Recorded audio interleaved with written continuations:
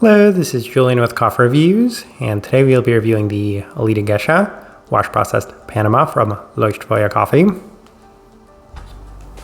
And there's the bag right there. And Leuchtfeuer, based out of Wedel, Germany. And this coffee was featured in our most recent blind taste test rankings video, where it finished fifth place out of 7 high-end Panamanian and Ecuadorian coffees on that day. And going into that blind taste test, this is one of the coffees I was most excited about, as not only was it one of the highest scoring coffees, but it also came from one of the most famous producers in Panama. So it's safe to say that the expectations for this coffee were quite high, and it'll be interesting to see how it turned out, as this right here is day 42.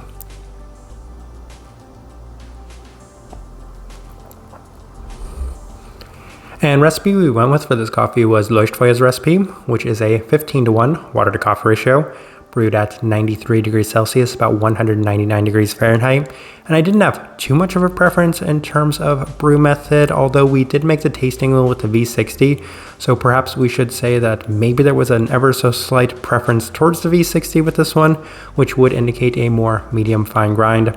Now, roast profile for this coffee, it's something we kind of alluded to in the Elida review, where we said that these coffees weren't quite as light as the ones we had from Café Circular, nor the one from Apollon's Gold. But this one right here actually felt the most developed out of all of the coffees that we're going to be reviewing from them. So this is to say that I said the previous coffee was on the more developed side of a Nordic Light. This one felt even a little further than that, but it's something we'll get into a little later in this video. With that out of the way, let's go ahead and start discussing this coffee. Day 15, first impression. That was the blind taste test day. And just like the Elida Geisha, this one struggled to stand out on its own when trying this coffee alongside of a number of other coffees on that table, as it wasn't quite as vibrant as those ones, but it did seem to open up a little bit more on the cool down, and it had a slight peachy aspect to it. But when isolating this coffee from the other ones, what I was able to notice was some really nice potential, as not only did it have that peachy components to it, but also some delicate floral aspects as well. So definitely potential. We're going to see how that's developed. And on day 18, we opted for the Chemex, and it wasn't quite as impressive of a day, as there was a slight floral bitterness to the cup, and it was a little bit more in line with a slightly darker honey aspect. In addition to that, we had a lingering herbal component, as well as a slightly more vibrant cup in general for a geisha. So this one felt like a little bit of a throwaway day, but this was a little bit of a theme for something to come with in this coffee.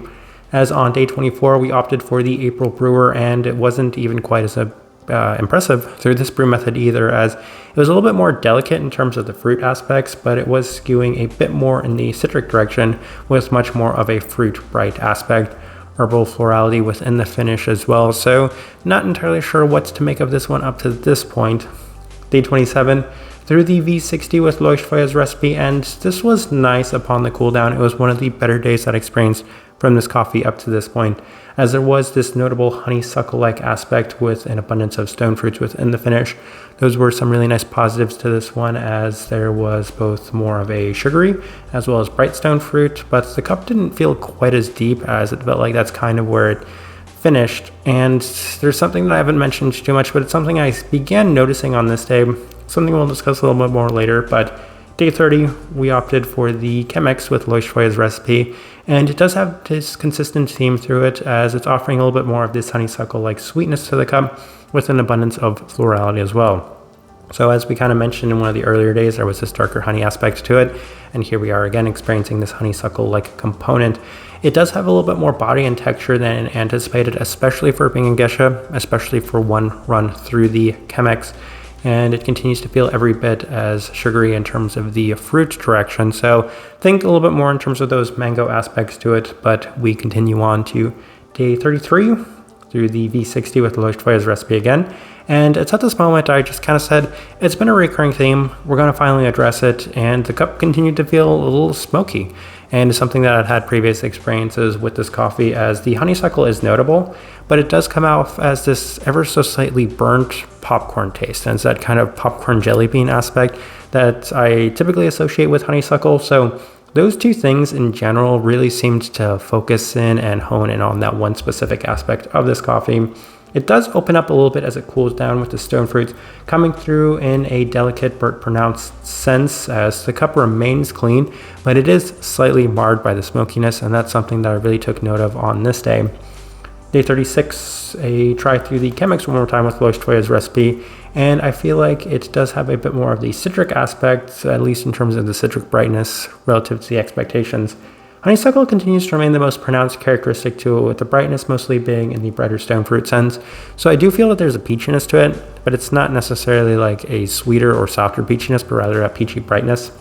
Still slightly smoky with an herbal and grassy aspect as well, so not necessarily ideal.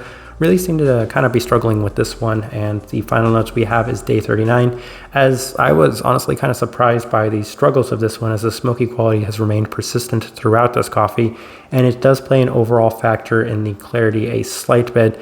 There's a little bit more of this grassy quality to the cup, with the fruit brightness and honeysuckle both dissipating a bit with time. So best days were the previous days. This was just a final okay day here on day 42 as well.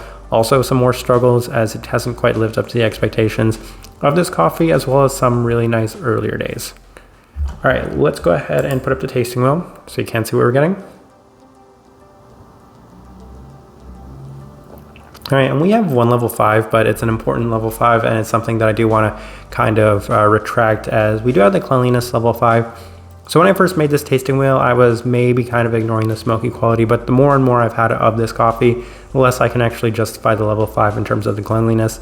Yes, this is a washed Panama Geisha, but I think the smokiness does play enough of a factor to really take away that level 5 mark. So for me, honestly, high side of the level 4, possibly even a little generous at that, maybe right there at the level 4, but that smokiness really did seem to play a huge role in this one.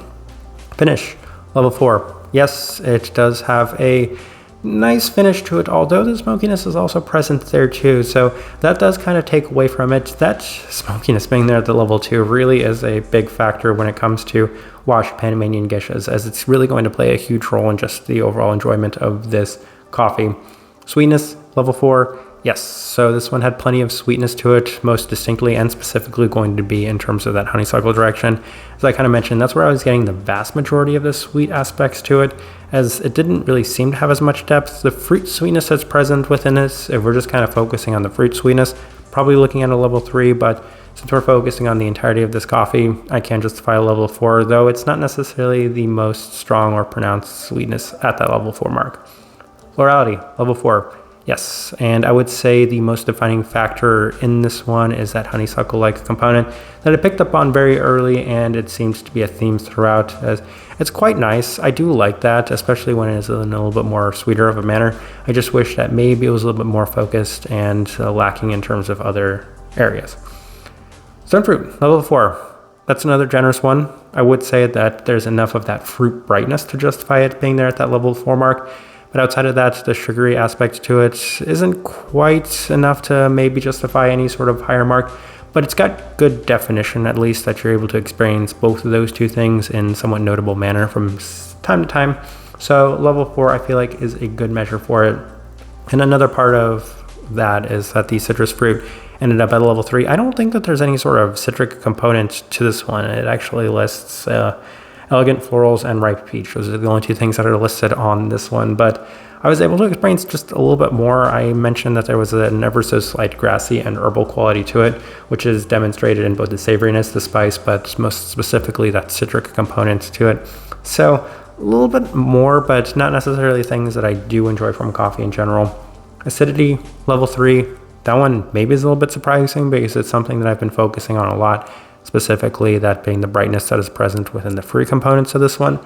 But that is a little bit more moderate in terms of the overall brightness. So those things being at the level 4, it's a generous level 4, but when kind of along the lines of both the sweetness and the acidity, you can kind of see that they're both toned down, and the only reason that sweetness is as high as it is because of that floral aspect.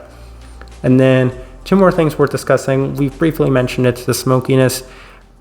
I don't really know what to make of that one, if I'm being completely honest, because I kept thinking surely it was a mistake on my end, but cup after cup getting a little bit more of the smokiness. Maybe this one just got away from them ever so slightly, but it really played a huge role in this one, as I think it just kind of took away from the depth of this coffee. Last thing worth discussing is body, level 1. Yes, even with the V60 being the brew method that we made this tasting wheel with, this one had a lighter body relative to some of those other coffees. So again, that more tea-like body, the more delicate body, which is just kind of interesting given the rest of this tasting wheel. But as I'm kind of looking at it, I do think that it is a pretty good representation of what I was getting from this coffee. All right, so my overall thoughts and impressions of this one, as I've kind of been alluding to throughout this discussion, I would say that it felt a little bit more smoky than, of course, I was expecting. So I don't know if maybe it's something that I did wrong or maybe it got away from them ever so slightly. But whatever the case was, this one certainly didn't live up to the expectations, though there were some really nice aspects to it. I would say that because of that, the expectations and the initial placement of it, it did end up being one of my least favorite ones, at least in terms of the Leuchtfeuer coffees. I would say that it was my least favorite of the three that we're going to be discussing from them, from that 7 in that blind taste test. And that's a little bit of a shame given that I actually might have expected this one to be my favorite of those three coffees, but it just goes to show that one thing can really impact and influence the rest of it, because if we do tone down that smokiness, if it's completely gone, and we seem to accentuate some more of the other qualities, most specifically that sweetness, this would have been a wonderful one. It would have been one of my favorite of the entire Panamanian Geishas, or just from the entire 7 that we did review. But once again, it goes to show just how important of a factor one tiny little thing can be in an overall experience from a cup of coffee.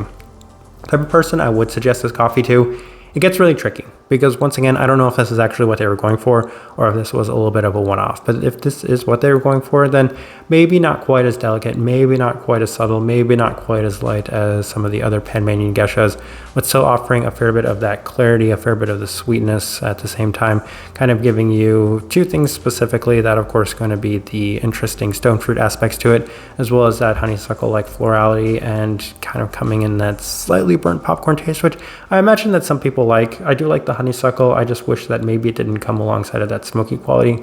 But if you kind of put those things together with a little bit of a toned down brightness, then this might be a cup of coffee that you quite enjoy. But for the most part, I think that's the best way I can leave this review. If you by chance had an opportunity to try this coffee, I'd love to know your thoughts and impressions of it as well. If you're enjoying the content, give this video a like, subscribe if you're not already subscribed. This right here has been a review of the Elida Geisha wash processed Panama from Leuchtfeuer Coffee. Thank you for watching.